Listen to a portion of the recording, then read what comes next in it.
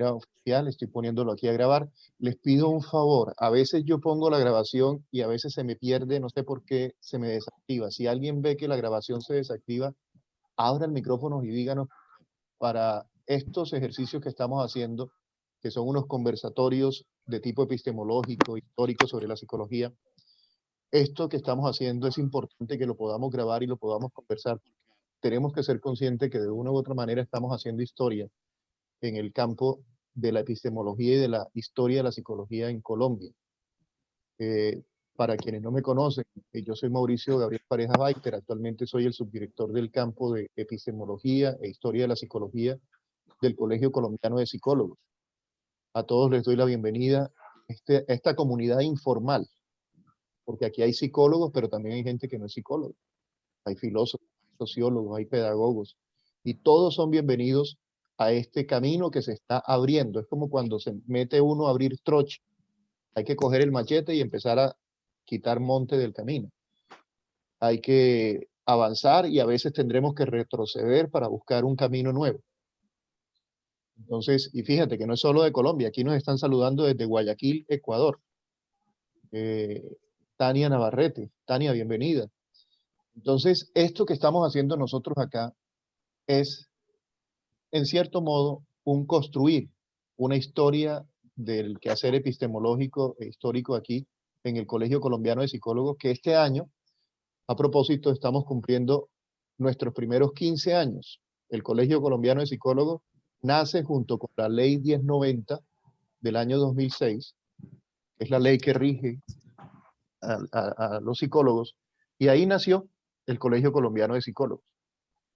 Entonces, lo que vamos a hacer esta noche forma parte de una seguidilla de conversatorios que hemos estado teniendo, que hemos estado realizando. Ya este, si no estoy mal, es el tercero. Y tenemos hoy un invitado de lujo, una persona totalmente cualificada para hablarnos del tema de hoy, que es epistemología y psicología. Me refiero al doctor Eduardo Bermúdez, quien ya está ahí en la pantalla. Eduardo, buenas noches, te saludo a ti para que puedas saludar también a los que están llegando. Buenas noches, Mauricio. Muchas gracias por invitarme. Es un tema que me gusta. Me encantará conversar con todos ustedes sobre epistemología y psicología. Y bueno, cuando dispongas, comenzamos. Correcto, yo simplemente voy a presentar rápidamente a Eduardo como un docente, investigador que trabaja en varias universidades acá en la ciudad de Barranquilla, en la Universidad del Atlántico, en la Universidad Simón Bolívar, en la Universidad del Norte. Él es docente de este tema que estamos trabajando, de epistemología y de psicología. Él es doctor en psicología de la Universidad del Norte y yo creo que la mejor forma de conocer a un invitado es hablando. Por eso lo que vamos a hacer esta noche es un conversatorio. Voy a silenciar los micrófonos, les pido el favor que estén muy atentos a eso. Bueno, aquí acabo de silenciarle el micrófono también a Eduardo nuevamente. Perdóname, Eduardo, ahora fui yo el que te cerré el micrófono. Entonces, te pido que lo actives ahorita porque estaba escuchando. Tengan cuidado con los micrófonos para que solamente quede activo el micrófono del ponente. Vamos a tener los dos el micrófono abierto porque vamos a ir dialogando, porque lo que vamos a hacer hoy es un conversatorio. Vamos a dialogar, vamos a escarbar sobre la epistemología y la psicología a través del diálogo. Yo voy a estar dialogando con él, pero si alguien tiene alguna pregunta en el camino, puede hacer la pregunta. Si prefiere esperar hasta el final, también esa es una posibilidad. Vamos a estar desde las 7 de la noche hasta las 8 de la noche conversando con Eduardo. A las 8 oficialmente se termina el conversatorio como tal y nos vamos a quedar con los que quieran después hacer más preguntas. Nos quedaríamos una media horita más, ¿verdad, Eduardo? Yo creo que podríamos estar como hasta las 8:30, ¿cierto? Sí, no hay ningún problema. Me parece importante, bueno, Bueno, tener algún feedback, sí. algunas Sobre preguntas todo porque adicionales. hay personas que de pronto tienen compromisos, ¿verdad? De pronto dijeron, no, de 7 a 8 y a las 8 me voy. Entonces después se sienten como presionados, no, tengo que quedarme porque siguieron hablando. No, siéntase libre. A las 8 usted puede terminar la conferencia y usted puede irse. Y los que quieran se quedan con Eduardo y conmigo conversando acá sobre este tema. Bueno, yo quiero comentarles algo antes de empezar formalmente el conversatorio. Vamos a iniciar este tipo de encuentros con lo que llamaríamos un invitado especial una vez al mes. Es decir, una vez al mes yo mando la invitación en el chat de WhatsApp del grupo de epistemología y digo, este mes el invitado del mes es fulano de tal, vamos a tener el encuentro tal día. ¿Y qué vamos a hacer los otros martes? Los otros martes yo voy a empezar, ya les digo cuánto. Vamos a empezar el, se me perdió la fecha aquí, hombre. El martes 27 de abril, es decir, a final de mes, nos volveríamos a encontrar. Es decir, hoy tenemos el conversatorio y nos volvemos a encontrar el martes 27 de abril, que es el último martes del mes, porque vamos a empezar los conversatorios, pero a manera de cursos de epistemología. Yo voy a empezar a escribir unos pequeños fascículos de epistemología, les mando los fascículos por el WhatsApp y sobre eso vamos a conversar cada martes, a partir del 27. Entonces tendríamos el curso de epistemología desde una perspectiva latinoamericana. Hago énfasis en eso. Vamos a trabajar epistemología e historia de la psicología en perspectiva latinoamericana. Yo escribiré los fascículos, los mandaré por el WhatsApp y conversaremos sobre eso. Que es algo que también tenemos que acostumbrarnos a escribir. No solo hablar, sino también vamos a escribir, a ir construyendo conocimiento. Y cada mes tendremos un invitado de lujo. Un invitado como Eduardo, un invitado como Alex, que estuvo la vez pasada, personas expertas en el tema. Entonces, los invito a que disfruten el encuentro de hoy. Eduardo, empezamos entonces. Epistemología y psicología. Tú me decías ahorita que había amigos que te preguntaban que qué era eso. ¿Para qué sirve eso? Sí, inclusive decía que académicos reconocidos en otras áreas, por supuesto, Ajá. pero como la palabra epistemología, pues ha tenido tantos usos. Yo he trabajado mucho en un filósofo austriaco que es muy importante en la filosofía del lenguaje, llamado Ludwig Wittgenstein, y él se hizo muy conocido y reconocido por plantear que el significado de las palabras depende de su uso. Y por eso no es dado encontrar a veces la mejor definición de algo en un diccionario, porque el diccionario tiene solo una acepción o algunas, pero no todo el complejo de significados que puede tener en un contexto o en varios contextos. Por eso lo primero a lo primero que quiero referirme es al concepto de epistemología. Epistemología la trabajamos siempre con la convicción de que es una teoría del conocimiento científico, es una teoría del conocimiento dentro de la ciencia, que por supuesto implica también estudiar las teorías científicas, las leyes científicas, su validez, etc. Entonces no es nada complejo, simplemente es una definición de uso para tener claro que en esta área yo he tenido que liarme, digámoslo así, con disciplinas diversas. Yo he estado con epistemología para biología, para psicología, inclusive para matemáticas y aún para teología. Esa vez me acuerdo que yo dije, bueno, ¿y ahora yo cómo voy a hacer para darle epistemología a los teólogos? Entonces hice la ecuación sencilla, dije, bueno, la teología debe encuadrarse dentro de lo que se llama ciencias sociales. En tanto que es una ciencia social, uno puede hacer epistemología de la teología. Y me enganché y tuvimos unas excelentes sesiones y semestres allí en la Universidad Reformada, acá de Barranquilla. Entonces yo siempre digo, para completar un poco la definición de epistemología, que es una disciplina que no debe ser confundida con filosofía, porque es una disciplina transversal a todas las ciencias. O sea, si, como vemos el cuadro que está aquí al fondo, es un rectángulo, es como si una línea atravesara todo el rectángulo y esa es la epistemología, atraviesa todas las ciencias. Es decir, la epistemología está siempre presente en todas las ciencias. Por eso, para mí no es extraño que me digan, oye Eduardo, necesitamos aquí que nos brindes un curso de epistemología para ingeniería o para biología o para, qué sé yo, teología, como decía yo hace un tiempo, que me pareció en ese momento extraño. Pero bueno, ese es el ¿Cuál punto. Y sería, psicología, Pero perdón, cuando tú dices que es Adelante. Sí. transversal, ¿cuáles son los temas comunes que tú trabajas normalmente cuando das epistemología, que serían comunes a las matemáticas, que sería la teología, que sería común a la psicología? ¿Cuáles serían como esos grandes temas comunes, compartidos, que tú das en una materia que se llama epistemología? ¿Qué Hombre, temas? claramente cuando tú estudias el conocimiento científico, es transversal a todas las disciplinas científicas. ¿Cómo Ajá. se produce el conocimiento científico? Eso sería un tema. ¿Cómo se ¿Cómo se desarrolla? produce? Ese sería un tema. Claro, ¿cómo se dan las leyes científicas? ¿Cuál es el estatuto de las leyes científicas? Porque no es lo mismo una ley jurídica a una ley en física o a una ley en biología. Ajá. Hay un libro muy bonito que en mi opinión es de epistemología, pero no se llama epistemología y tal, sino es de Ernst Mayr, un premio Nobel de Biología. Me dice, ¿por qué es única la biología? ¿Cuál es la tesis de él allí? La tesis de Mayr es que los físicos se apropiaron en toda la época moderna de un modelo de conocimiento físico-matemático muy exitoso y lo quisieron convertir en el modelo para todo conocimiento científico. Eso se llama, bien entendido, positivismo y no aplica a disciplinas que no tienen los mismos rigores. O sea, si tú tienes biología, en biología hay unos rigores más complejos que en la física, inclusive la física matemática clásica, lo que se llama mecánica clásica de partículas, es un modelo sencillo. Solo que algunos profesores de física quieren hacernos creer que eso es difícil, pero eso es un modelo sencillo en donde hay unas fórmulas deterministas que son muy claras cuando uno estudia velocidad, espacio, tiempo, velocidad promedio, hay la distancia, el tiempo, etcétera.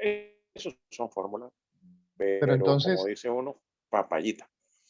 un Entonces, ¿qué tema pasa? Que cuando tú quieres infaltable, convertir ese conocimiento, por eso, un tema sí, infaltable en toda epistemología, estudio de la epistemología, es cómo se produce el conocimiento científico, científico. no cualquier conocimiento, el conocimiento científico, si no estamos en teoría del conocimiento en general, pero estamos en epistemología cuando hablamos de conocimiento científico. ¿Y cuál es la diferencia entre el científico y no científico?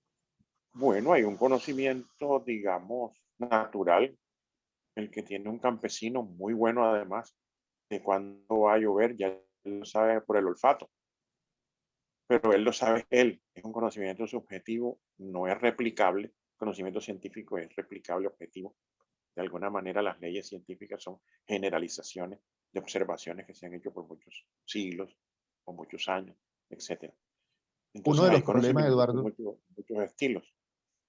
Uno de los problemas que tenemos nosotros hoy en día en el campo propio de la psicología como tal, es el desafío que significa para el trabajo del psicólogo las pseudociencias. Hay personas que están trabajando cosas o situaciones que nosotros los psicólogos decimos que son propias de la psicología, pero lo están trabajando de una manera pseudocientífica. Entonces, ¿cómo podríamos nosotros, así, yo sé que eso es más complejo y eso da para un curso de un semestre, quizás más, cómo podríamos nosotros diferenciar esa ciencia de esa pseudociencia? Porque tú nos hablas de un conocimiento genérico, nos hablas de un conocimiento científico, pero podríamos hablar también de un falso conocimiento, que sería el de las pseudociencias. Obviamente que sí, que ese es un problema clásico de la filosofía de la ciencia, de cómo diferenciar qué criterio tenemos nosotros de demarcación entre lo que es un conocimiento científico y lo que es un conocimiento no científico, pero ese criterio no es un criterio matemático ni vale por siempre y para siempre. Me explico. Si nosotros teníamos en los antiguos que creían que el mundo estaba, digamos, conformado de una manera plana, los antiguos de distintas culturas, griegas, romanas, hindúes o cualquier otra, pensaban que el mundo era plano, porque la intuición que tenían del mundo, lo que nosotros llamamos la impresión que uno tiene del mundo inmediato, no te hace creer que el mundo es redondo, que la Tierra es redonda. La impresión que tú tienes es que la Tierra es plana en general o hacia algunos lados corrugada, pero más o menos plana. Entonces, eso es un tema intuitivo que tú ves allí. Entonces, ¿cómo convencer a alguien? Pasaron muchos siglos para convencer a alguien de que la Tierra no era plana, era redonda. Ese es un tema contraintuitivo. O sea, hay un conocimiento que los antiguos tenían y en ese momento, con el avance que tenían en su momento, le creían, por decir algo, al brujo del pueblo o al más avanzado o al científico que se llamaba Anaximandro o Anaxímenes en los griegos o se llamaba Moti en los chinos, etcétera. Y ese era un conocimiento científico.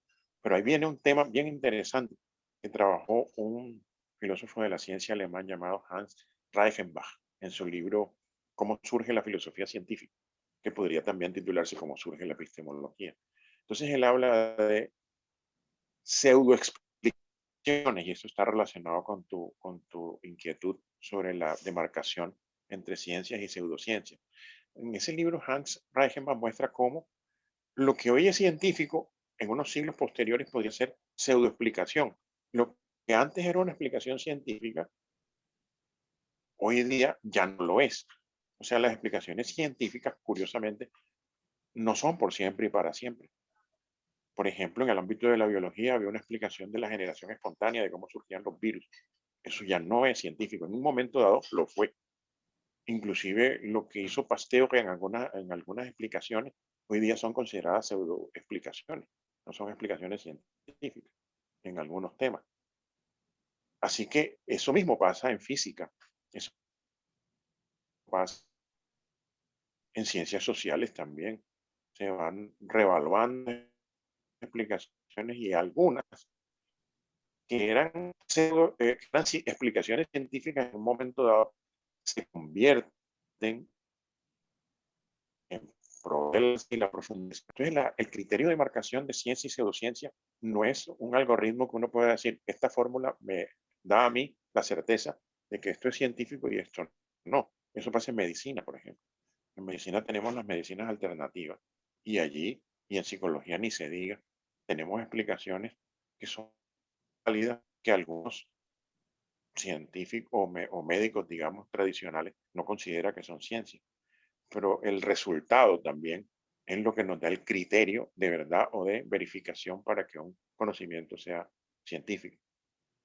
Eduardo, Pero ahí, por decirlo, sí, en una de las conversaciones pasadas en este grupo, una persona que no recuerdo el nombre en este momento, de pronto está aquí con nosotros, mencionaba que ella le tocó estudiar coaching porque sentía que los psicólogos no le brindaban la confianza, no le brindaban una empatía como para buscar la ayuda de un psicólogo.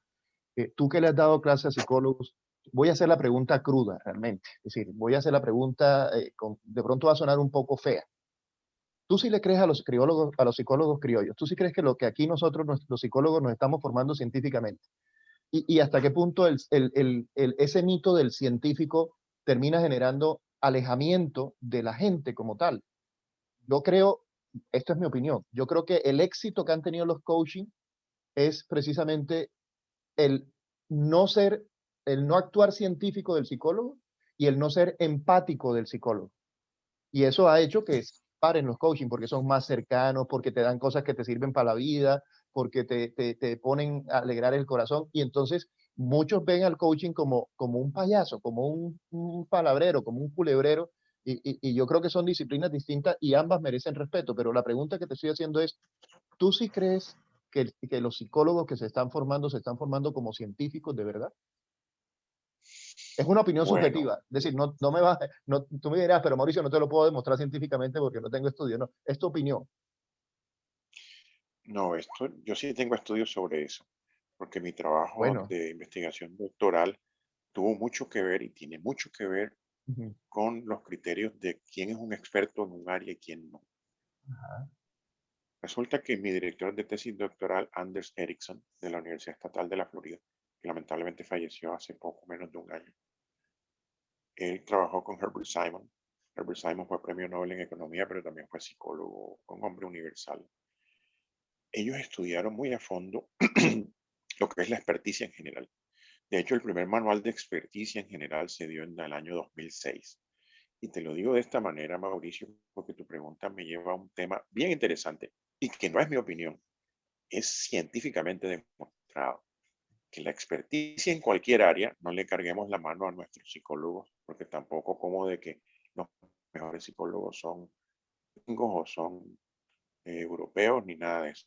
Nosotros tenemos gente muy valiosa y yo me he relacionado con el ámbito mundial por eso, porque yo siempre me paro delante de cualquiera, sea austriaco, sea norteamericano, sea argentino, a discutir de la misma manera de tú a tú. Entonces, en ese orden de ideas, lo que quería primero dejar sentado es que en cualquier área, cualquiera que sea, medicina, psicología, deportes, por ejemplo, cualquier deportista, ya sea un basquetbolista, un futbolista, un jugador de ajedrez, etcétera, se han hecho estudios y hay medidas. O sea, mi trabajo de experimentación no fue pura bla, bla, bla, ni argumentación, ni nada de eso.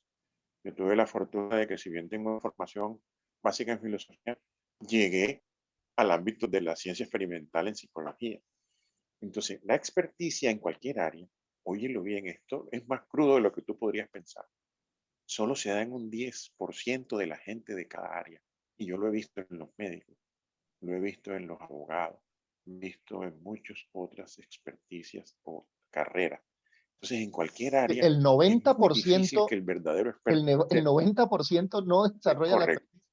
Así como lo estás oyendo. Eso sí es crudo, ¿ah? No se le echó ni limón a eso. Es Eso sí decir, es crudo. a los que están Entonces, tú lo atendiendo en los puedes, hospitales en este no le momento por cargues la COVID, mano a los psicólogos. por eso, los que están atendiendo No le por cargues la COVID, mano a los psicólogos porque eso pasa en sí, medicina y yo tengo sí, experiencia directa de eso. ajá, Hace 5 años unos médicos dijeron, este señor tiene neumonía. Falso, no tenía neumonía. Leyeron mal la placa en la radiología. Radiología es una de las áreas de experticia más estudiadas para determinar quién es experto o no, porque ujú, en radiología tú miras una placa y tú lo que estás viendo ahí, aunque seas médico, es nada si no tienes la formación para interpretarla. Eso mismo pasa en psicología.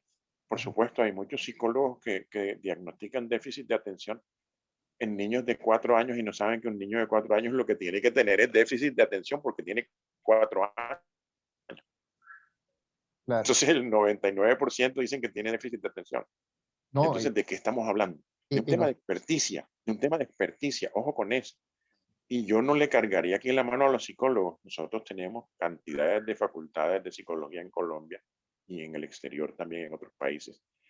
Y obviamente para eso se hacen las gradaciones en el sentido de que tú estudias una carrera de manera general, después haces una maestría, te especializas en algo, después haces un doctorado y aportas algo a esa específica. Entonces ahí es cuando ya vas adquiriendo un nivel solo en esa área.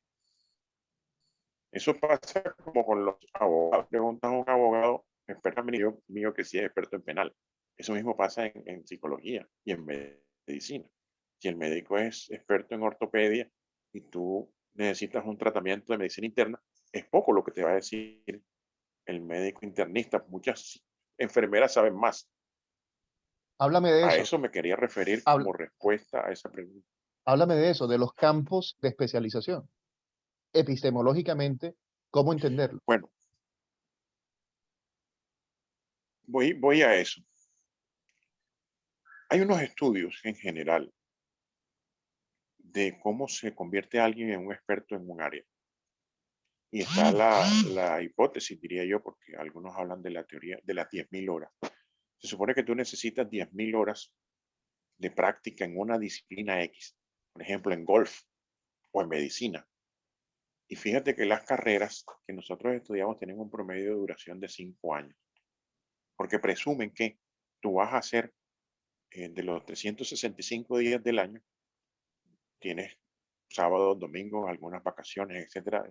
Si tú estudiases intensamente, como es cuando uno estudia intensamente una carrera, una disciplina o un deporte, 250 días al año, 8 horas diarias, ¿qué tenemos? 2.000 horas al año de práctica intensa que se llama por Anders Ericsson práctica deliberada. Es decir, tienes que tener un experto de mayor jerarquía que te vaya induciendo a que tu trabajo de aprendizaje sea efectivo. No vas a aprender por ti solo. Por eso hay profesores, por eso hay entrenadores, etc. Esas 2.000 horas al año, por 5 años, son 10.000. Esas 10.000 tampoco son una fórmula. Hay gente que se vuelve experto, por ejemplo, en cualquier área, en golf, para poner el ejemplo del golf, en 5.000 horas o en 7.000. Y hay otros que en 20.000 apenas alcanzan cierto nivel de experticia mínimo. Entonces, eso es medible, eso es mensurable. Por eso nosotros tenemos exámenes, nosotros tenemos marcas, nosotros tenemos logros. En ese orden de ideas, eso aplica a cualquier disciplina y a la que tú preguntes y que nos interesa en este contexto, que es la psicología, no es una excepción. Por eso entonces nosotros tenemos que mirar cómo producimos un psicólogo eficiente que vaya a contribuir a solucionar problemas de salud mental en nuestra sociedad. Y de eso depende la calidad de del programa, de las disciplinas, de los expertos que enseñan, de los laboratorios que tengamos, etcétera. Pero igual siempre va a pasar, por eso pongo el ejemplo de los abogados, que aquel abogado es experto en penal, aquel en administrativo, aquel en derecho público, y es muy difícil que encuentres un abogado experto en todo. Igual pasa con medicina, igual pasa con psicología. Y eso pues de criollo, yo no le creo porque yo creo que nosotros tenemos la opción de ser destacados en cualquier área, independientemente de la nacionalidad que tengamos. Ahora, si nosotros aplicamos eso a un control de calidad en los programas de psicología que tenemos, en el caso que nos ocupa, pues mejoraremos.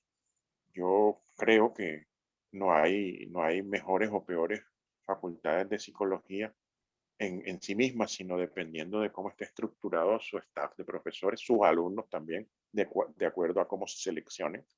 Yo conozco universidades que seleccionan muy mal porque recogen, digamos, lo que quedó del mercado, pero hay otras que el mercado naturalmente selecciona bien al alumno y eso le da un nivel mayor al programa. O sea, todo es un complejo de, digamos, de factores que se unifican.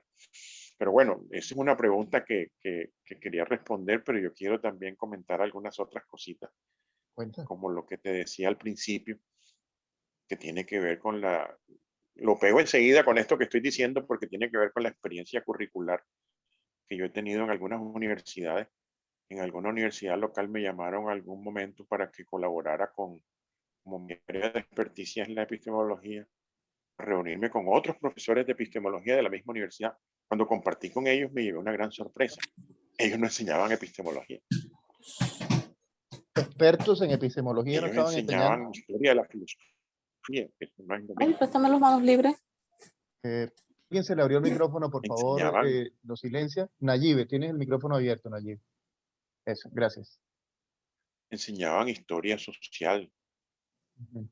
o filosofía social u otros temas que no eran malos los temas, tenían su conocimiento de esos temas. Pero lo que es epistemología propiamente, como diría alguien, epistemología pura y dura, no enseñaban porque tú no puedes enseñar lo que no sabes. Entonces tendríamos que reclasificar y esta labor que tú estás proponiendo es muy importante. Por eso quería referirme a eso como un tema central de los puntos que tengo yo previsto comentar hoy en la conversación de esta noche. Que nosotros tenemos que mejorar el nivel de conocimiento del área porque la gente, los estudiantes mucho menos, no saben necesariamente ni tienen por qué saber qué es epistemología. Como no saben tampoco, por ejemplo, que es una matriz en matemáticas si no estudian matemáticas. Entonces, para eso está el experto que les vamos a dar algunas direcciones de conocimiento en eso. Entonces, los cánones que tenemos nosotros en los programas de psicología están muy atrasados, diría yo. Que a veces le pregunto a mis estudiantes, ¿ustedes conocen algo de mecánica cuántica? No, profesor. Y en bachillerato, o como digo yo, en la guardería les enseñaron eso. No, no, no, no. Entonces, estos programas están diseñados para la gente del siglo XVIII, no para la gente del siglo XXI, ni siquiera del siglo XX. Algo similar pasa en psicología. Epistemología es un área que tiene un desarrollo histórico de mediados del siglo XIX en adelante. Y entonces ahí empezamos a hablar de temas ya como historia de la psicología, Gustav Fechner, y cómo él produjo un trabajo muy interesante. Él era médico. En ese tiempo no existía la psicología como ciencia aparte. Y los médicos se dedicaban a hacer psicología. Y escribió su libro Elementos de Psicofísica,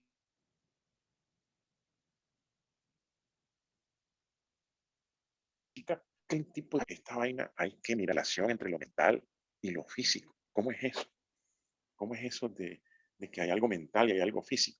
Entonces este tipo que estaba muy bien ilustrado en medicina, que todos los psicólogos debieran estudiar mucha fisiología para ser un verdadero psicólogo. Edward Moser, premio Nobel, es por cierto el único premio Nobel con que yo he hablado así como hablo contigo, Mauricio, y con otra gente. Él estudió fisiología y ganó el premio Nobel de medicina, pero es psicólogo. O sea, los psicólogos no pueden estar hablando paja, Yo ni quisiera, logoterapias, ni logomaquias, ni nada. yo quisiera Sí, que, adelante. si me das el chance, es que pienso, tú estás hablando y yo pienso inmediatamente cómo nació la psicología en Colombia.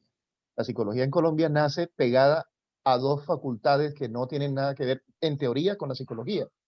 Nace con la medicina en la nacional por esa herencia que tú estás planteando, ese vínculo íntimo que hay con la medicina, y en la Javeriana nace pegada a la psicología, a la filosofía, perdón. Entonces, yo pregunto, esa raíz desde la medicina y esa raíz desde la filosofía, ¿no fue generando también dos maneras de entender a la psicología? La psicología, digamos que nace cerca del mundo de la medicina, es como más hacia lo positivista, pienso yo, estoy diciendo una barbaridad, no sé, estoy pensando en voz alta, y la que nace hacia lo cuantitativo, digamos, y la que nace del lado filosófico apunta más hacia lo cualitativo, hacia lo social.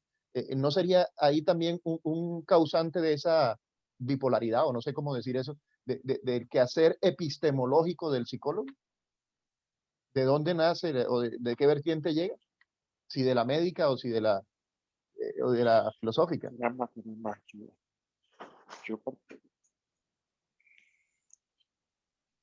yo no lo veo como una disyuntiva.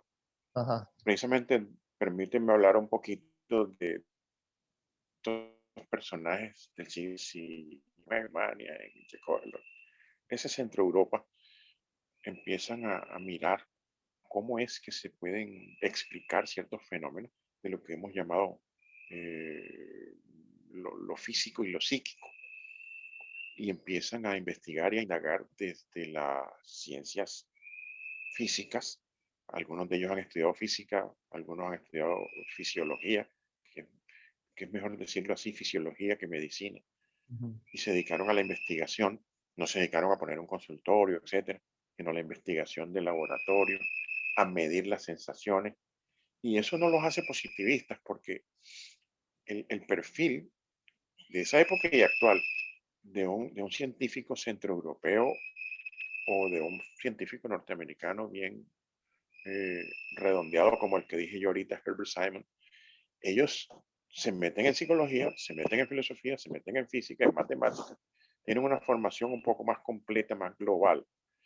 Yo, por ejemplo, pongo el caso de Brentano. Brentano es un filósofo, pero él es el fundador de la psicología desde un punto de vista científico y Ajá. empírico, de la psicología empírica. Y eso no lo hace positivista, porque él diferenciaba claramente entre cómo convertir, ya ellos sabían por el desarrollo de la mecánica clásica cómo era un objeto físico, cómo se describía y cómo era, digámoslo así, el estudiar y convertir una observación física, química, etc. Pero lo que no sabían, y esa es la preocupación que surge a mediados del siglo XIX, es cómo convertir en ciencia lo subjetivo. Esa es la clave de todo el punto. Esa es la clave y el origen de toda la ciencia psicológica. Pero Entonces, pienso, por ejemplo, siempre esto no ha perdido vigencia. Desde esa época, como digo yo, desde Fechner y Wundt hasta Jinnah y Churchland y Gazzaniga, están en el mismo tema. Y eso es psicología.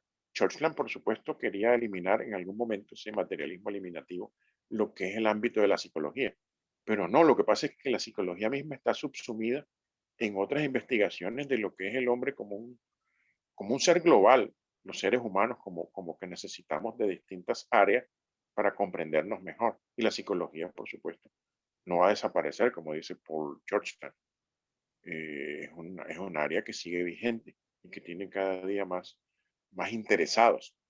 Entonces yo vuelvo, creo que por allí lo que te quería señalar es que no hay una dicotomía, no hay una separación entre el mundo de lo social y el mundo de los médicos en estos enfoques.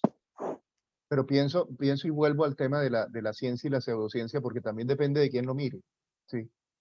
porque en la ciencia tenemos una visión, en cierto modo, universal, donde el científico es capaz de moverse en distintos escenarios, como Freud, que era médico y terminó aportando muchísimo a la psicología, o como el mismo Gregory Bateson, por ejemplo, que no era psicólogo y aportó muchísimo al tema de la psicología, sobre todo desde el enfoque sistémico.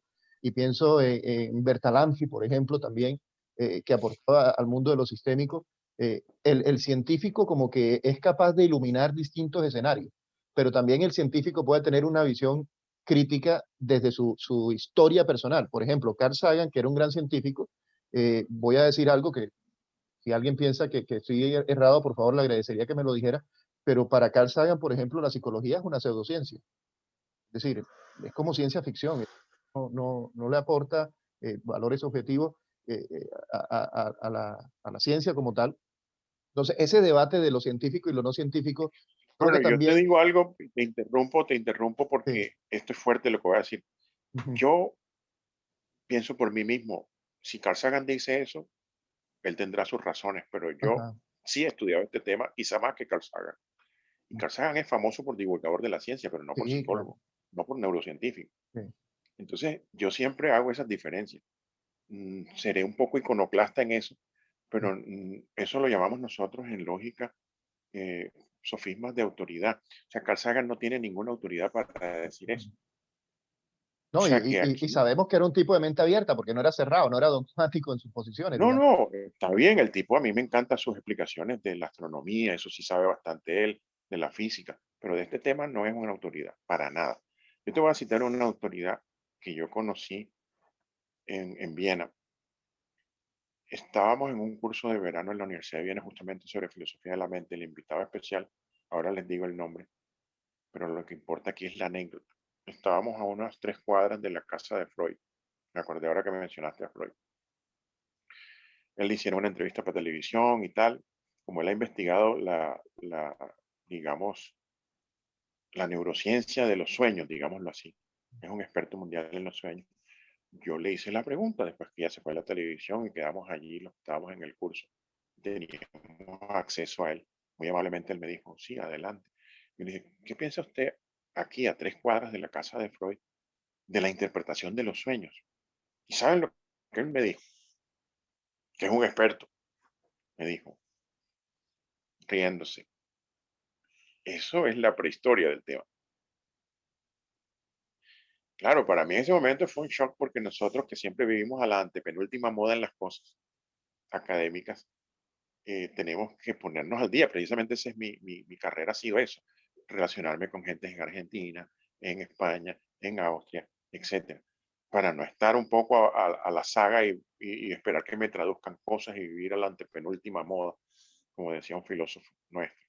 Entonces, claro, él me lo estaba diciendo de primera mano y después yo compré un par de libros de él y dije, ah, caramba, con razón, él dice que Freud, él tiene un librito muy recomendable que se llama Los 13 sueños que Freud no tuvo.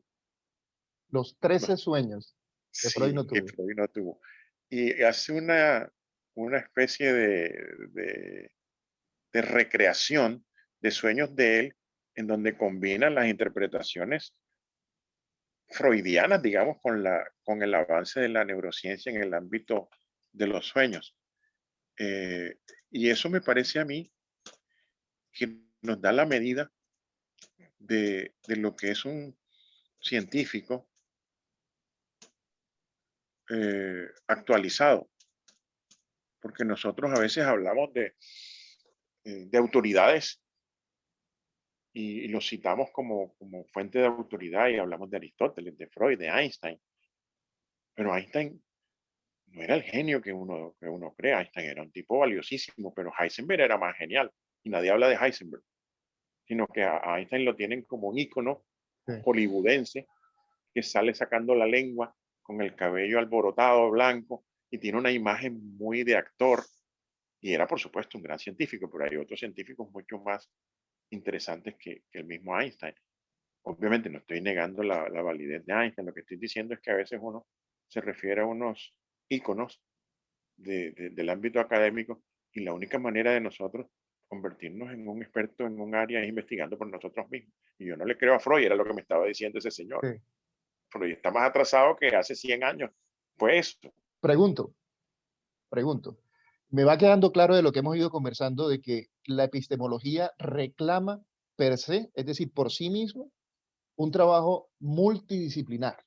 Es decir, no solo es importante entender la diversidad de campos que hay, la especialización necesaria, hay que especializarse, pero también abrirse al diálogo multidisciplinar, acercarse a otras disciplinas, a otras ciencias, a otros escenarios, pero ahora me mencionas otro campo que es importante, la multiculturalidad. Es decir, hablar con el austriaco, hablar con el argentino, hablar con el... Le abre uno el horizonte epistemológico también.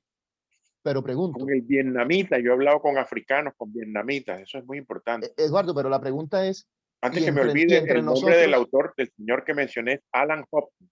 Alan, Alan Hobson, para que los que estén interesados en los 13 sueños que Freud nunca tuvo, 13 Alan sueños, Hobson.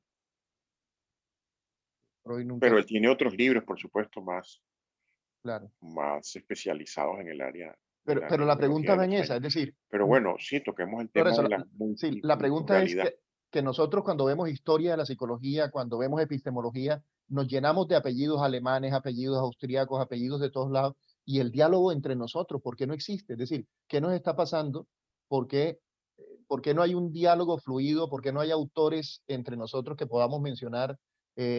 ¿Por qué un Eduardo Bermúdez, digamos, lo conocen en la universidad? Yo sé quién es Eduardo, entiendo lo valioso que esto aporte, pero ¿qué nos está faltando para familiarizar nuestros nombres?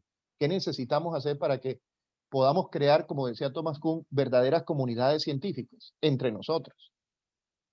¿Qué nos falta o no es Voy necesario? a ensayar en esto, en este interrogante que tú planteas, voy a ensayar un enunciado que yo lo pondría como de psicología social aplicado a Colombia, al caso colombiano. Nosotros en Colombia en general tenemos un problema de falta de reconocimiento mutuo, que en el fondo es una falta de autoestima. Voy a poner ejemplos latinoamericanos, no voy a poner ejemplos europeos ni asiáticos de momento. En los deportes, por ejemplo, los argentinos, los brasileños y los cubanos, ellos sienten que le pueden ganar al que sea. Eso pasa en fútbol, eso pasa en baloncesto, y lo han hecho. Eso pasa en ajedrez, eso pasa En en rugby, golf, en en rugby, una vaina rugby. que no es de Entonces, nosotros. nosotros no sé por qué no hemos construido esa nacionalidad fuerte. La nacionalidad colombiana es muy endeble. Estaba plagada de una serie de cuellas de retazos de regiones que no tienen una integración. Y la nacionalidad colombiana, en mi opinión, es muy endeble. De hecho, Colombia ha sido siempre un país que ha tenido la tendencia a perder territorio. El más grande, y es una vergüenza que se oculta, es perder Panamá. Si nosotros fuéramos un país con Panamá, con parte de lo que hemos perdido, seríamos un país mucho más rico. Si parte de lo que hemos perdido con el petróleo del lado de Venezuela, etcétera. Entonces, Colombia es un país que sí adolece de una conciencia de que somos igual o mejores que los otros. Entonces, no nos reconocemos a nosotros. En el caso nuestro, García Márquez decía, en Barranquilla un prestigio no dura ni un día, porque los taxistas o el otro te van perrateando. Nosotros no tenemos respeto por el otro porque no tenemos respeto por nosotros mismos. Yo trato en ese sentido de no ser tan colombiano. Por ¿Cómo así? eso, ¿Cómo así? de no tener esa falta de autoestima Ah, ya. por lo colombiano. Y No sé si, he representado a Colombia en muchas cosas y me siento muy contento por eso. no Pero sé hay si, gente que no se sienten muy seguros de lo que son, porque tú que eres entonces piensan filósofo, que los otros son mejores. tú que Pongo eres un filósofo, ejemplo ahora de Asia. Yo fui ajá, una vez a Corea hace unos 12 o más años y de pronto me entregan un CD con la historia de Corea. Ahí me entero de muchas cosas interesantes. Una de ellas es la imprenta metálica de tipos móviles se inventó 70 años antes en Corea y en China que en Alemania. Y a nosotros nos enseñan la historia desde una perspectiva eurocéntrica, diciendo, fue Gutenberg en tal año que inventó la imprenta. Nos niegan más de medio mundo en la cultura académica pseudo, digamos, científica, para emplear tu término, y nos hacen creer que todo viene de Europa, que la filosofía comenzó en Europa, eso es falso. Que la psicología comenzó en Europa, eso es falso, comenzó en todas partes. O sea que los chinos no tienen psicología, los coreanos no tienen psicología, los vietnamitas no tienen psicología, los europeos, perdón, los africanos no tienen, solo los europeos. Y los Estados Unidos, que presumen de haber hecho tantas cosas, son unos simples pueblo imperial que por su poderío militar y su poderío económico se atrae a todos los sabios matemáticos de Hungría, de Polonia, los físicos holandeses y o los alemanes, como hasta los nacionalizan allá y dicen que son norteamericanos. O sea, en algún momento nosotros seremos un conglomerado en Latinoamérica muy fuerte. Seremos una potencia mundial, digamos. Así como China fue, digamos, lo predijo un alemán, dijo, en el siglo XXI el país dominante será China, porque estaban las condiciones para darse. Y China, yo estuve en China hace un par de años, mejor dicho, Nueva York es una porquería al lado de Shanghái, al lado de Beijing. Es una ciudad vieja, fea, y la gente no sabe eso, porque solamente nos encajonan así como a los burros en los caminos de los pueblos, que le ponen dos cosas aquí a los lados para que no vean hacia los otros lados. Eso nos pasa a nosotros, tenemos que abrirnos más al mundo, tenemos que tener más contacto académico con el mundo. Y yo pienso que eso es, y entre nosotros también, que eso es indispensable. Si tú preguntas por el tema de la multiculturalidad, pues me diste en la vena del gusto, porque yo lo que he hecho en mi vida es ir 50 veces a visitar el mundo. Y entonces por eso no como de alemanes tampoco, no como de austriacos, no como de españoles, ni nada de eso. Y si lo hacemos así, vamos a progresar más. Y los currículos nuestros están súper atrasados. O sea, aquí yo les puedo hablar un ratico, pero no va a alcanzar el tiempo, como te dije, Mauricio. Por ejemplo, de Fechner, de Brentano, o también de William James, o de... Aquí hay buenos psicólogos también en Latinoamérica, pero no se trata de hacer una presentación académica, sino de mover estos temas que tú muy bien has movido ahora, para que nosotros como que nos pellizquemos y digamos, bueno, ¿en qué estamos haciendo? Yo reitero ese tema de la experticia que tú me hiciste decir porque me gusta decirlo. Me gusta decir, solo el 10% de cualquier disciplina son los verdaderos expertos. Eso parece mentira, pero es así. Así hayan millones de médicos con diploma. Hay muchos que no saben nada o saben solo la especialidad suya, pero no es que sepan de todo. Porque yo le he preguntado a muchos médicos, oye, ¿qué tomo para esto? Tómate una aspirina. Pues eso me lo dice el farmacéutico. Son farmacéuticas, digamos. Expertos mandando ibuprofeno. Sí, exactamente. Así que bueno, yo tengo aquí otras ideas que quería Cuéntanos compartir con ustedes. una de esas Por ideas. ejemplo, le había advertido a Mauricio que quería conectar cómo una escuela de desarrollo psicológico que atravesó varios países llegó a conectarse con mi investigación doctoral cuando precisamente en esta época de finales del siglo XIX y comienzos del XX se empezó a hacer la distinción entre lo que es el acto de pensar y los pensamientos en sí, o el contenido del pensamiento. Y uno tiene siempre que, por un lado, tiene procesos mentales, que son actos, y por el otro, tiene pensamientos, que son los contenidos del pensamiento. Esto no se había hecho antes del siglo XIX, finales. Esta diferenciación la hace una escuela donde hay algunos autores que influyeron en otros que yo tomé de referencia. Entonces, uno no puede saber qué está pensando otro. Eso es una dificultad enorme en psicología. Eso se preguntaban ellos ya desde hace siglo y medio, hace 100 años, hace 120 años. Aquí en física yo puedo mirar este móvil que se mueve de aquí a allá, hago una ecuación matemática, puedo hallar la velocidad promedio. Por eso decía, eso es muy fácil. Pero ¿cómo tú vas a captar lo que otra mente está desarrollando? Ni siquiera con las tecnologías que tenemos hoy día que nos facilitan mirar lo que está pensando alguien cuando está elaborando una tarea. Ese era mi objetivo en mi trabajo de investigación doctoral. ¿Qué pasa cuando unos jugadores expertos de ajedrez hacen una tarea compleja? Entonces tuve que apelar a una a los protocolos verbales inventados hace un poco más de 80 años por Otto Sells y Adrián de Groot, que ellos te dicen que los procesos de pensamiento, pues como no pueden ser susceptibles de ser analizados conscientemente, entonces, porque son inestables, entonces lo que uno tiene que hacer es decirle al sujeto con el que uno está experimentando, cuéntame qué era lo que tú estabas pensando después de haber sido pensado, tú anotas esos protocolos y empiezas a sacar algunas conclusiones. Eso es verdaderamente difícil. Y hacer ciencia con eso ha sido un reto, ha sido un gran reto para la psicología.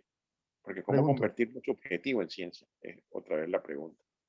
pregunto, el tema de la mente, del pensamiento del otro, en eso, no sé, ese no es el juego de ajedrez en el fondo, tratar de adivinar qué está pensando el otro.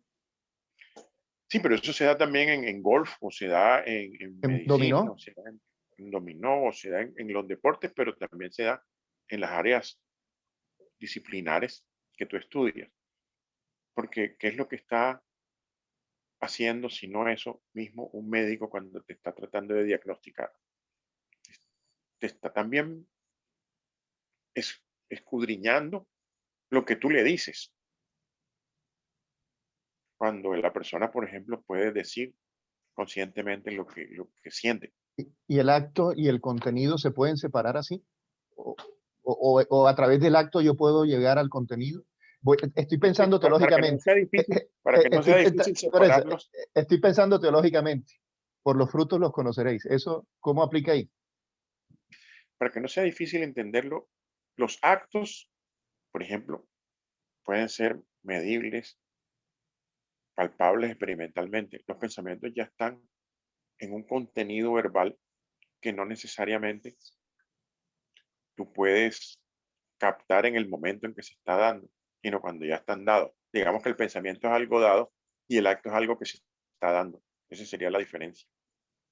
Obviamente alguien comentaba aquí que uno no encontró la solución. Por supuesto que no. Uno es apenas parte de todo un proceso que llega hoy día hasta Damasio, Ginasi, todos estos que están todavía haciendo neurociencia desde la psicología o desde la neurología. Por eso hoy en día se impone la integración de distintas áreas para producir conocimientos más completos, más Es que complejos ahora que también. me intuyonas, Damasio, Damasio habla precisamente de ese proceso de la preconciencia, cómo el animalito que no tiene cerebro es capaz de anticiparse a algo que le pueda hacer daño y puede anticiparse para hacer el cálculo y atrapar a la presa y no tiene cerebro. Es decir, ¿cómo hace para que sin tener un pensamiento, digámoslo así, pueda anticiparse al movimiento del otro? Yo creo que esos son retos también que la neurociencia nos está planteando hoy en día a nosotros desde la psicología. eh, ¿Hasta qué punto nosotros, voy a decir una exageración, por favor, entiéndanlo así, hasta qué punto nosotros realmente necesitamos o pensamos, digamos así, volvemos al tema freudiano de la conciencia, qué tan conscientes somos realmente cuando hacemos las cosas? Bueno, eso de Damasio me recuerda más bien a Ginás y lo del cerebro. Yo no he visto una explicación tan completa ni ninguna mejor de para qué está hecho el cerebro. Y Ginás lo dice en su libro Eye of the Vortex, que lo tradujeron como el cerebro y el mito del yo. Sí. El cerebro está diseñado para controlar el movimiento y para predecir el movimiento y para movernos, digámoslo así. Por eso las plantas no tienen cerebro, porque las plantas en general su movimiento es más bien limitado, casi no tienen movimiento. Los animales tenemos, estamos de alguna manera necesitando tener un órgano central que dirija el movimiento y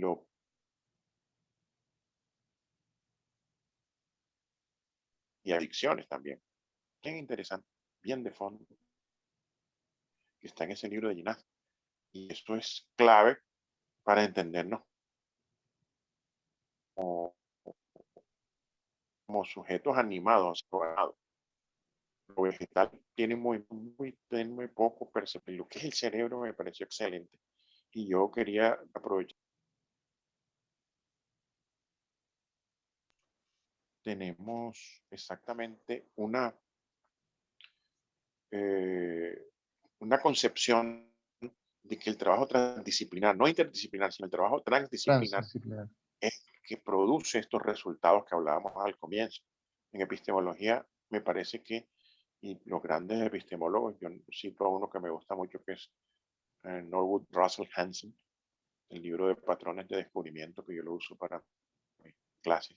No tenemos hoy tiempo de hablar de eso, pero él era pintor, era aviador, era filósofo, por supuesto, era físico, matemático. No estoy diciendo que fuera la berraquera en todo, pero tenía la idea precisamente de que todo un conocimiento holístico es el que te proporciona el conocimiento más completo. Nuestro grupo por eso se llama Holo Sapiens, porque fue construido desde el comienzo, hace unos 20 o 22 años, con médicos, neurólogos, psicólogos, filósofos, un grupo exclusivamente de filosofía o de psicología. Y eso te da entonces una perspectiva transdisciplinar en donde tú puedes, ¿por qué no?, estudiar, tú puedes estudiar también matemática. Eso, la matemática no está escriturada para matemáticos. Yo siempre le digo a mis alumnos de filosofía, si ustedes están estudiando filosofía porque son malos para las matemáticas, mejor que se vayan, pues los mejores filósofos son los matemáticos. Matemática.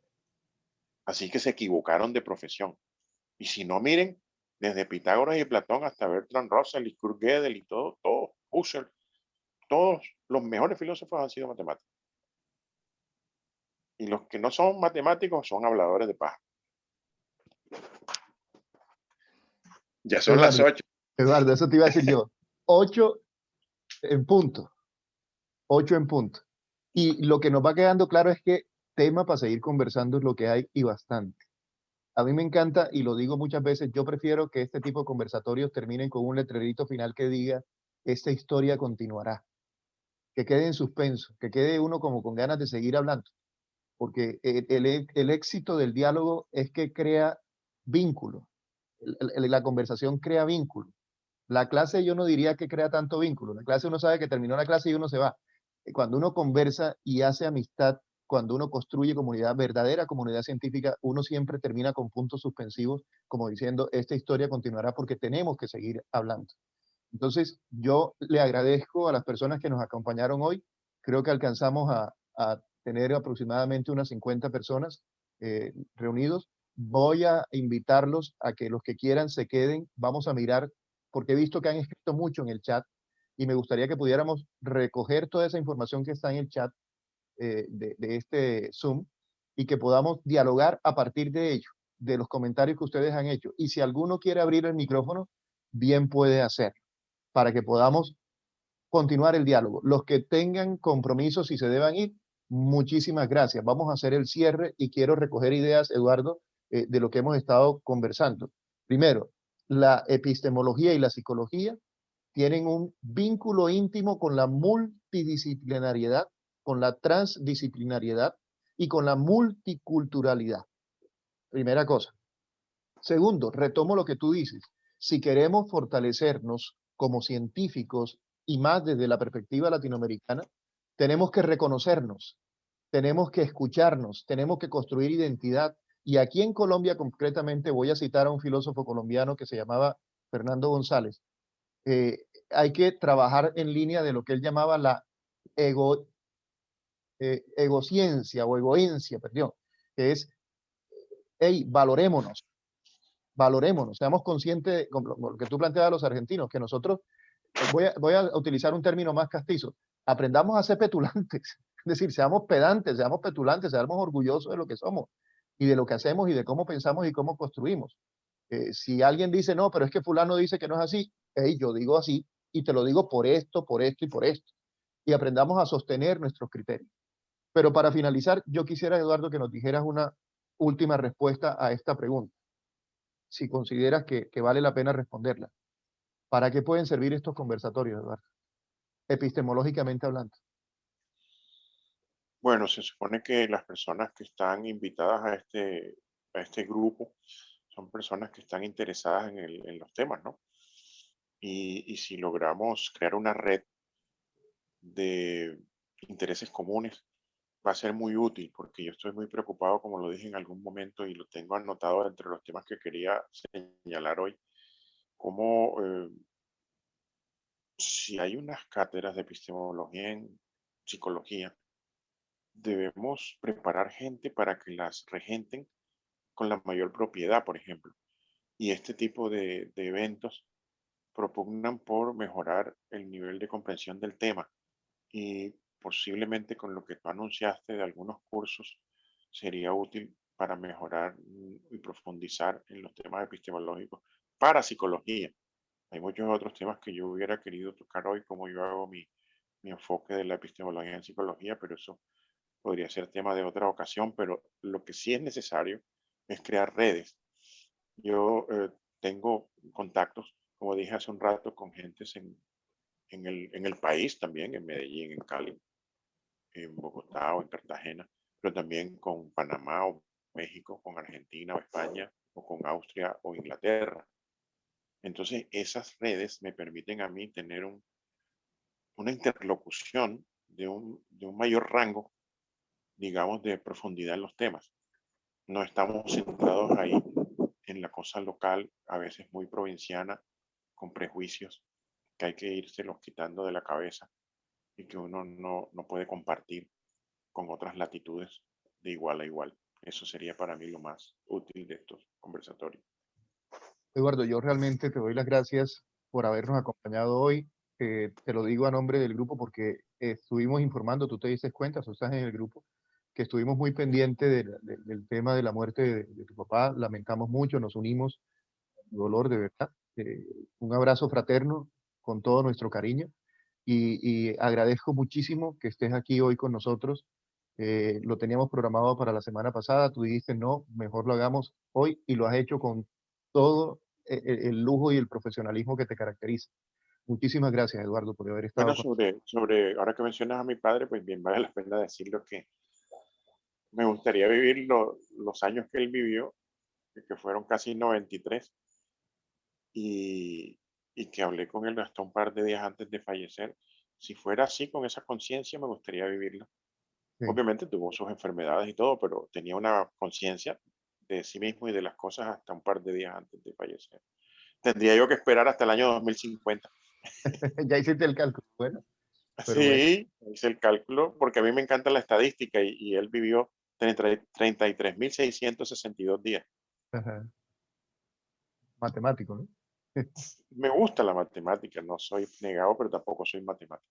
Bueno, oigan, si alguien quiere hacerle una pregunta al doctor Eduardo, lo invito a que lo haga en este momento. Yo voy a ir mirando en el chat y voy a ir tomando nota de algunas preguntas o algo que hayan comentado ahí, pero me encantaría que alguien se animara y le hiciera alguna pregunta o algún comentario, si alguien quiere opinar cómo le pareció el diálogo con el doctor Eduardo, puede hacerlo en este momento. Los invito a que lo hagan.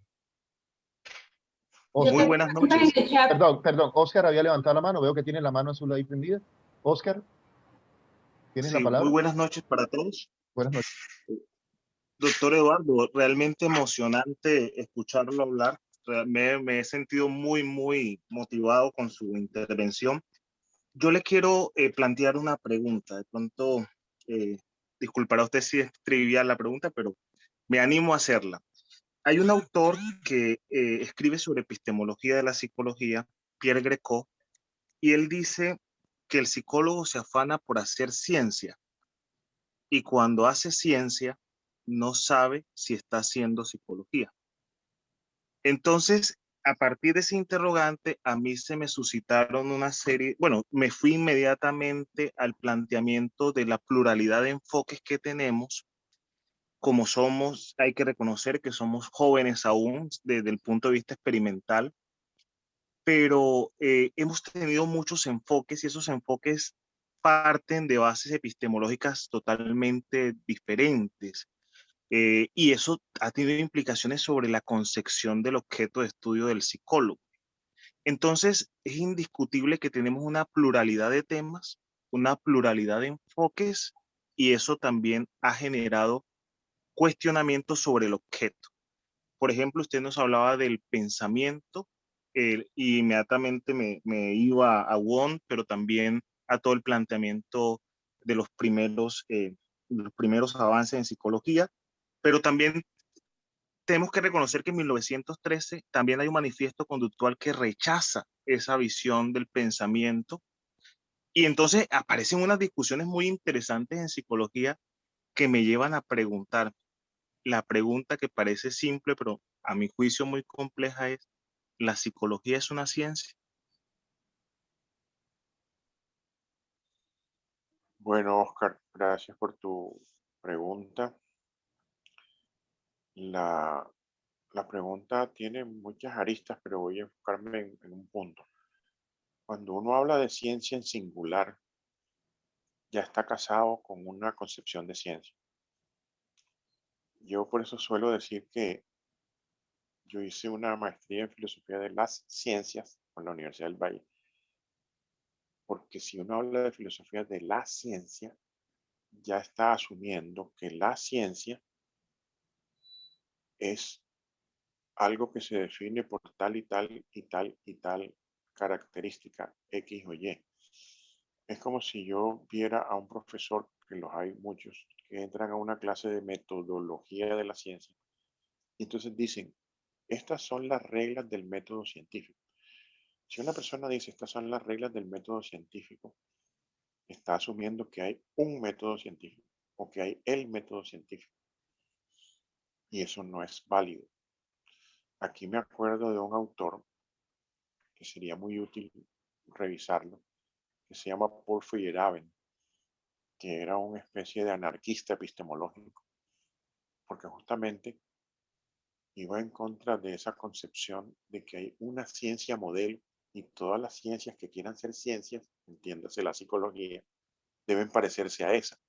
Y ese modelo fue por muchos años, varios siglos quizá, el modelo de la física mecánica clásica, que era un modelo de la física matematizada en donde se podía predecir con mucha precisión cómo funcionaba el mundo de la mecánica, de los movimientos. Y ese modelo, como ha sido tan exitoso y preciso, se consideró el modelo de la ciencia en singular. Entonces, la psicología no tiene que parecerse a ninguna ciencia. La psicología se ha hecho, porque no es que estamos discutiendo eso, se ha hecho ciencia a través de un proceso. Se ha hecho ciencia. Así como se hizo la astronomía, como se hizo la química o la física o la biología. Hace 300 años nadie hablaba de biología. La biología como tal no existía. Estaba subsumida en lo que se llamaba en latín filosofía naturalis. No existía la biología. Los naturalistas de la época del Linneo todavía no hablaban de biología. Hablaban era de filosofía naturalis. Entonces la psicología como ciencia va construyéndose un espacio, va haciéndose, pero dentro de un contexto de ciencias en general, no hay un modelo de ciencia al que la psicología quiera parecerse, como dicen algunos autores entre los que tú citaste. Entonces la psicología no es ciencia porque no tiene el componente matematizado de la física o no tiene el componente X o Y de otras ciencias. No, la psicología tiene ese gran reto de formular en términos científicos, es decir, objetivos, un modelo de conocimiento que es muy difícil, mucho más difícil y más complejo que el de la química o el de la física. Y es el modelo de cómo entender el mundo de la subjetividad, digámoslo así. Asociado siempre, como muchos han hecho, a a la parte, digámoslo así, fisiológica también. Y eso es lo que yo puedo comentar un poco en la dirección de esa, que tenemos que cuidarnos mucho cuando queremos hacer que otras ciencias se parezcan a un modelo X de ciencia, que fue lo que hizo el señor Comte, Augusto Comte, el francés, que fue de donde se derivó el concepto de positivismo. No era sino que él quería aplicar a los mundos de lo social y de lo psicológico también el tema del modelo de la física matemática clásica. Y los neopositivistas también lo intentaron, construir un lenguaje fisicalista en donde se pudiera reducir todo, aún lo psíquico, a lo físico. Eso es un proceso que se llama reduccionismo, que en algunos aspectos de la ciencia tiene sentido, pero en otros temas no aplica. Bueno, muchas gracias, Oscar, muchas gracias, Eduardo. Vamos con Alba María, que tiene la mano levantada. Alba está en Villavicencio y nos dice que hoy están cumpliendo 101 años de fundación de Villavicencio. Felicitaciones, Alba, y escuchamos tu pregunta.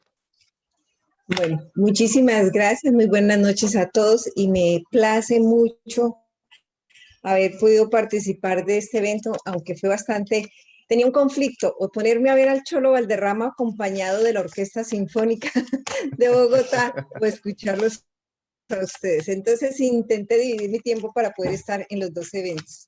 Muchísimas gracias. Bueno, indudablemente que hablar de psicología y epistemología genera de por sí una gran complejidad porque son dos palabras que la misma representación que tenemos de ella hace que sea un poco como efímera y poco, digamos que es de las que con dificultad se les puede dar forma.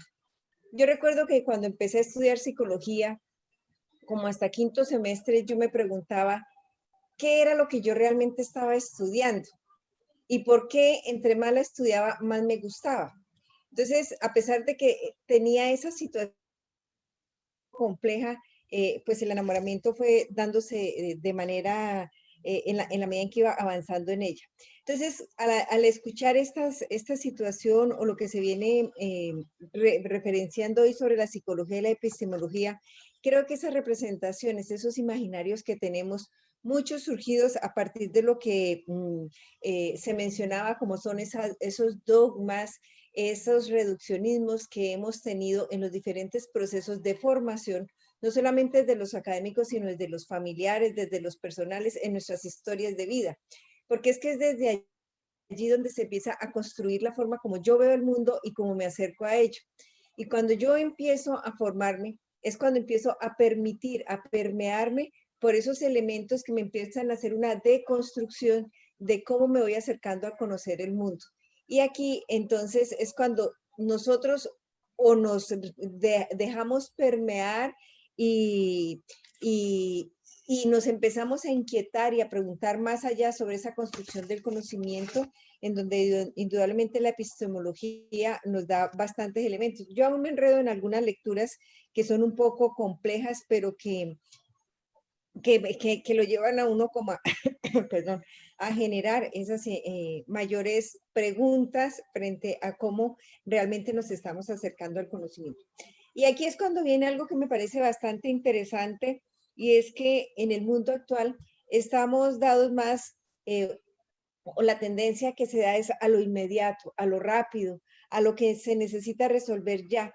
E infortunadamente las pseudociencias es cuando aterrizan y empiezan a resolver, a darle a la gente lo que quiere, no lo que necesita, sino que la gente quiere escuchar de una u otra manera. E infortunadamente, de la mano del marketing, que sabe aprovechar muy bien los conocimientos mismos que genera la psicología, pues se van tomando paso y se van evidenciando como las salvadoras de muchas situaciones y van ocupando grandes espacios. Por eso pienso que este tipo de espacios nos permite empezar a cuestionarnos a nosotros mucho acerca de cómo nosotros mismos estamos haciendo el aporte frente a la psicología. Una colega escribía pues como muchas de las malas prácticas, pues yo pienso que están sustentadas en eso, en que también esa necesidad que tenemos a veces de solucionar o de generar soluciones hace que caigamos en ser técnicos, no en orientarnos hacia una formación científica, sino una formación casi técnica para el ejercicio profesional. Entonces, yo agradezco de verdad que estos espacios se estén dando. No es fácil, no son huesos fáciles de roer, perdonan este lenguaje, pero creo que allí empezamos nosotros a construirnos como comunidad, como un ejercicio de reflexión que se da frente a ello. Y ahora, lo otro es que aún somos esclavos de la matematización de la realidad y nos está pasando cuentas de cobro todavía. Y por eso aún las inquietudes que se dan con la que acaba de plantear el compañero, en que realmente podríamos decir si somos o no ciencia en la medida en que los modelos matemáticos aún están predominando. Pues yo sí considero y creo más en las ciencias que en la ciencia. Entonces, desde esa perspectiva es que yo veo y agradezco este encuentro. Muchísimas gracias. Alba María, muchísimas gracias por tu participación y tu aporte también en este diálogo que estamos teniendo, porque de eso se trata, de que todos podamos dar nuestro punto de vista y enriquecer la construcción de esta comunidad. La comunidad se construye a través de la continuidad. En la medida en que nos vayamos reuniendo, en la medida en que nos vayamos familiarizando, en la medida en que los nombres se nos hagan familiares, conocidos, vamos a tener esto que queremos construir, que es la comunidad de personas que, amando la psicología, queremos enfocar la psicología desde un ámbito científico, entendiendo que la ciencia es diálogo, comunicación. Hay un aporte que hace Marta Aarón en el chat, hace una pregunta, Eduardo, ella dice, ¿cómo si el conocimiento necesita de la interdisciplinariedad y las visiones holísticas, puede decir que los mejores filósofos deben ser matemáticos supeditando la filosofía a las matemáticas? Me parece incoherente este comentario. Es la opinión de Marta. Ah, sí, bueno, yo lo leí, sí, me parece interesante comentarlo porque una aclaración, siempre hago la diferencia entre interdisciplinariedad y transdisciplinariedad. Yo no le apuesto disciplina precisamente porque el mundo no es en que de aquí para allá es matemática, de aquí para acá es física, de aquí para allá es biología. No, el mundo es una totalidad. Por eso le apostamos a la transdisciplinaridad y no a la interdisciplinaridad, porque la interdisciplinaridad ya te está marcando fronteras inexistentes muchas veces y te está tomando como coto de casa para un psicólogo, para un biólogo, para un físico, la realidad como si ellos la hubieran comprado y la hubieran registrado en la notaría. En cambio, la transdisciplinaridad te da la apertura hacia el conocimiento integrado. Entonces, esa sería una primera aclaración porque yo no planteo la inter, sino la transdisciplinariedad, por esa coherencia, hablando de incoherencia, de que la realidad es una totalidad, no está seccionada por partes. Y lo de filósofos y matemáticos es más un llamado de atención a los que estudian filosofía para que se apliquen a ciertos contenidos que ellos creen que no les van a tener que tocar, ver ni estudiar en filosofía y se equivocan porque hay un modelo de pensamiento que la lógica y la matemática son indispensables para un filósofo que se precie de tal. Porque yo lo reitero y lo digo, y esa es mi opinión, por supuesto, no tiene nadie que suscribirla, que eso impide que la gente hable mucha paja, digámoslo así. Porque cuando uno se entrena en la lógica y en la matemática, entonces tiene un pensamiento más riguroso y más Eduardo, un comentario, Eduardo, a manera de broma también, pero a propósito de lo que... adelante, adelante. ¿Sí me escuchas? Que estoy viendo como si tuviera dificultades de conexión, te oigo Un entrecortado. momento la voz ahora, habla a ver. Sí, te estoy oyendo como entrecortado. No sé si soy yo o es tu señal. Bueno, a mí me pasó lo mismo, ahora sí te estoy escuchando bien. Correcto. Bueno, yo quería hacer ese comentario también, medio en broma, pero medio en serio también. Cuentan que Albert Einstein, que era muy buen físico, como que era muy regular matemático. Y cuentan las malas lenguas que su segunda esposa, él la buscó experta en matemáticas para que le ayudara a resolver varios de los problemas que él no lograba visualizar. Eso que es una anécdota un poco chistosa, yo creo que también pasa por lo que tú estás planteando. Yo no soy bueno en matemáticas, lo reconozco. Siempre me fue muy mal en el colegio en matemáticas, pero yo sí entiendo que la matemática es muy importante y he tenido que hacer maromas. No me he casado con matemáticas, pero sí he tenido que hacer maromas para entrar en ese mundo y poder integrarlo a la construcción del conocimiento. Yo, perdón, voy a tomar un poco de la pregunta que hace Marta. Marta, yo entiendo que la postura que está planteando Eduardo, y creo que la intención que él plantea ahí, es que nosotros tenemos que entender que el conocimiento de una u otra forma implica no cerrarnos al conocimiento. Ahí el científico no se bloquea, no se especializa porque como no me gusta la matemática, entonces no voy a estudiar filosofía, que era el ejemplo que le estaba dando, no. En todos los escenarios hay matemática, en todos los escenarios hay psicología, como lo hemos podido ver, en todos los escenarios hay realidades sociales y gracias a eso entiendo también que él habla de una transdisciplinariedad, en el sentido en que en todos los escenarios uno tiene que aprender a dialogar con el otro en el idioma del otro, para podernos entender o explicarle el idioma de uno. En el fondo, las disciplinas son lenguajes. No sé, me corrigen si estoy equivocado, pero yo creo que cada profesión es un idioma y uno lo tiene que aprender el idioma. Y como citaba Eduardo al comienzo, siguiendo a Wittgenstein, el asunto acá es que el idioma está hecho de palabras, de lenguajes que tienen sentido en la medida en que se usan. El uso le da su sentido, le da su valor. Conocer ese valor de uso es parte del trabajo de estudiar una profesión, entender qué significa la palabra en ese contexto en el que se está usando, creo yo. No sé, Eduardo, si entendí bien lo que tú estabas planteando. Sí, justamente ese es un tema de los preferidos míos en el sentido de tomar eh, un capítulo de un libro que se llama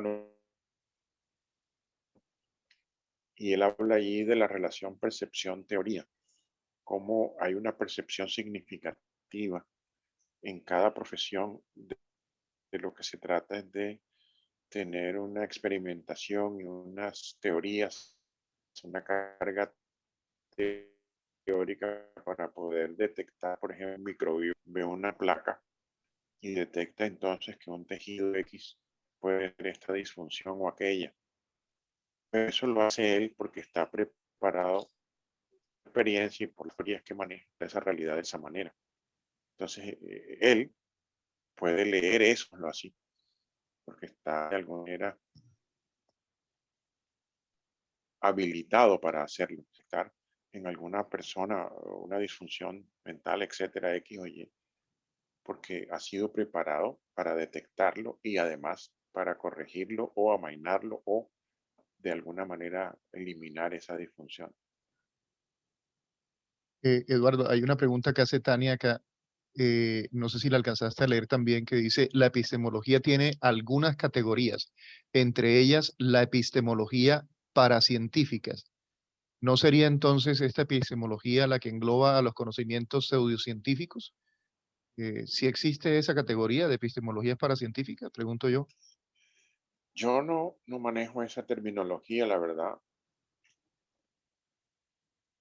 Yo lo asocio con el autor que mencioné hace un rato, que, que se llama Paul Feyerabend. Él tiene un libro que se llama Contra el Método Ujú. y allí él argumenta una posición que se ha dado en llamar anarquismo epistemológico, en donde cualquier tipo de método puede ser válido para obtener un conocimiento. Y eso hace que inclusive el único conocimiento válido no sea el de la ciencia, sino muchos otros conocimientos que no son científicos, entre ellos los pseudocientíficos, pueden ser también tan válidos o importantes.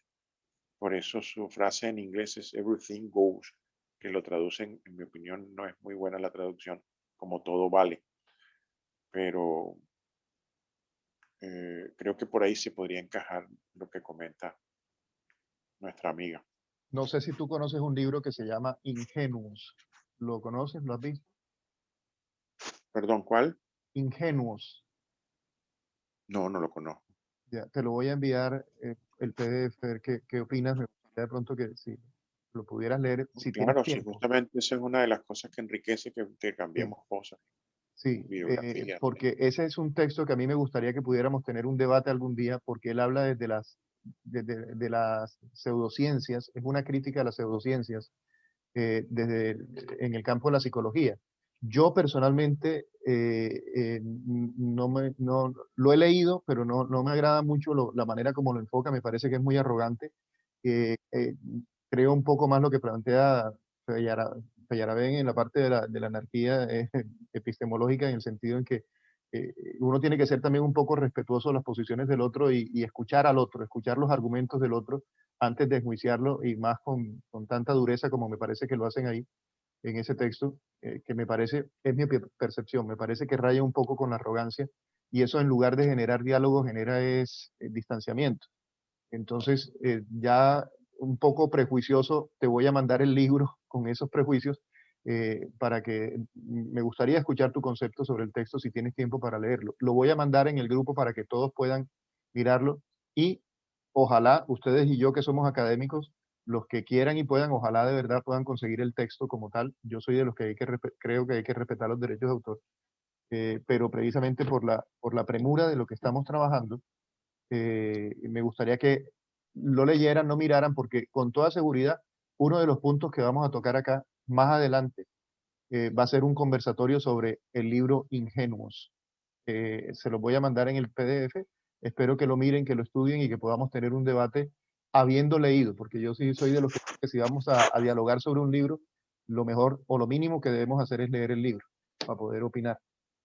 Por eso no está el diálogo planteado por ahora, porque me gustaría que tuvieran tiempo de leerlo y yo les avisaré con tiempo cuándo tendremos el debate o el diálogo sobre ese libro que se llama Ingenuos. Bueno, eh, 8 de la noche, 29 minutos. Habíamos dicho que hasta las 8:30 nos extendíamos. Yo le doy nuevamente gracias a todos. Me encanta haber participado de este diálogo con Eduardo. Eduardo, infinitas gracias por el tiempo que nos has permitido contar con tu sabiduría, con tu jovialidad y tu diálogo tan agradable. Eh, Queda la invitación abierta a permanecer en este grupo, en este chat, para que también ojalá nos acompañes en los encuentros que tengamos en el futuro. Y a todos, como les decía, el 27 de abril vamos a empezar el diálogo por fascículos, como les decía. Lo que yo voy a mandar escrito no es palabra de Dios, son textos para despedazarlos, para dialogarlos, para construir conocimiento. Yo no me considero la última palabra, ni más faltaba, pero sí me gustaría tener la primera palabra para que ustedes la despedacen, para que ustedes dialoguen, discutan y construyamos conocimiento y sobre todo construyamos comunidad. Muchísimas gracias. La grabación se las haré llegar apenas la monte en YouTube. Yo creo que mañana la podré colocar. Si la puedo colocar hoy, la coloco inmediatamente. Si no, se los hago llegar mañana. Eduardo, te cedo para que seas tú el que haga el cierre, digas la última palabra de este conversatorio. Muchas gracias. No, simplemente muy agradecido por la invitación a ti, Mauricio, y a los que han estado pendientes de los comentarios y la discusión.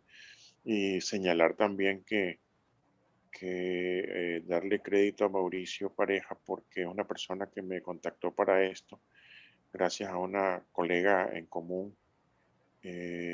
Y evidentemente su manera de trato, su don de gente me ha permitido a mí tener un intercambio muy fluido y muy grato con todos ustedes y seguramente que estaré pendiente de participar en otras reuniones similares porque me agradó mucho participar en esta noche y con mucho gusto. Así que buenas noches y agradecido nuevamente, Mauricio, por tu invitación. Muy buenas noches, que descansen y que tengan una feliz semana todos. Ok, Hasta luego. hasta luego. Hasta luego, profesor.